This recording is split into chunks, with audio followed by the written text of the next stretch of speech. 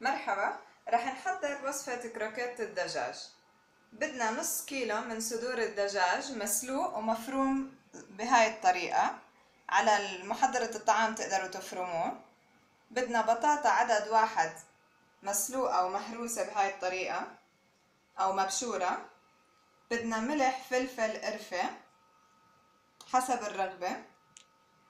بدنا نص معلقة صغيرة بابريكا حرة، معلقة صغيرة بودرة التومة، بدنا معلقة صغيرة ونص بودرة بصل، بدنا بقدونس حسب الرغبة، معلقة ونص كبيرة كريمة قشطة، بدنا قرشلة أو البقسماط، بدنا بيض عدد واحد وطحين. البيض البقسماط والطحين رح نستعملهم عشان نعمل القشرة الخارجية للكروكيت. هلا أول إشي رح نخفق البيضة هون كتير منيح.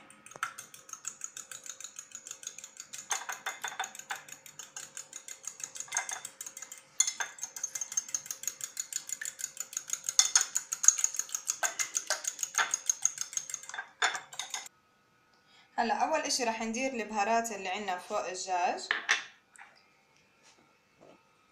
تقدروا تزيدوا البابريكا الحرة اذا بتحبوها طعمتها كتيرة او بتحبوا الحار. رح نحرك منيح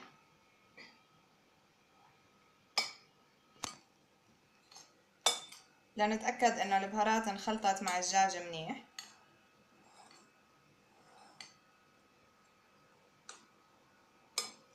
هلا رح نضيف البطاطا. بعد ما ضفنا البطاطا للدجاج رح نقلبها منيح عشان نتأكد انها اختلطت.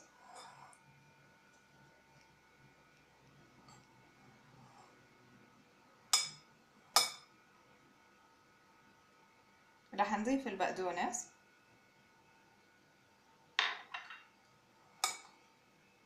ونقلب.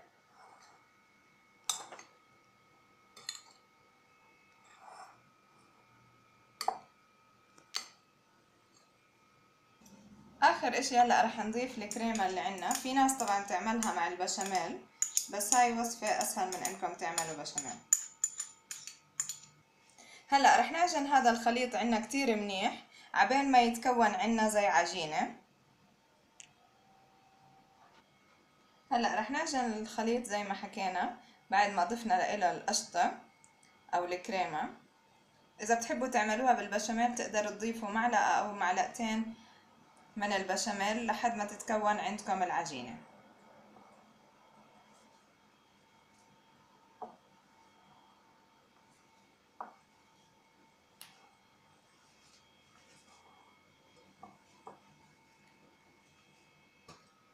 هلا احنا هون صارت عنا العجينة حاضرة. اذا انتو شفتوها مش متماسكة لسه تقدروا تضيفوا كريمة، ونفس الشي اذا كنتوا عم تستعملوا بشاميل تقدروا تزيدوا المعالق من البشاميل لحد ما تتماسك معاكم العجينة. هلا احنا غسلنا ايدينا بعد ما عجنا الخليط. رح ناخد شوي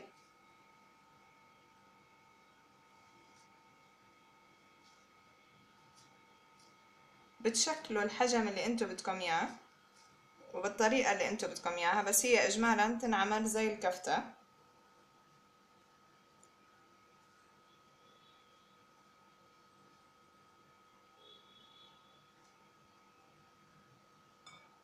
ونحطها على صحن جانبي.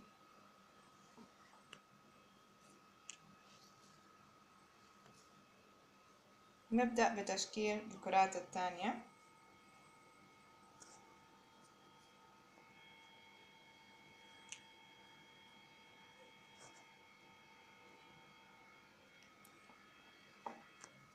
نستمر بهاي الطريقة عبين ما نخلص كل المكونات كل العجينة اللي عنا. هلا بعد ما شكلنا عنا الكراكيت بهاي الطريقة رح ناخد هون كل وحدة نلوتها بالطحين. منتك عنها الطحين الزيادة، ننقلها للبيض ومن البيض رح ننقلها للقرشلة أو البقسماط.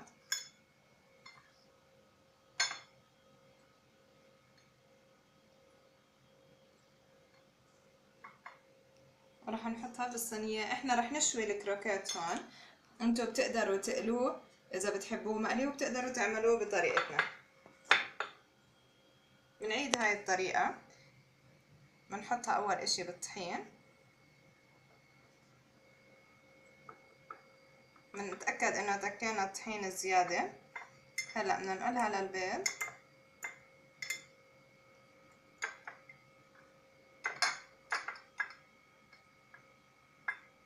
بعدين رح ننقلها دغري للبقسماط او القرشلة.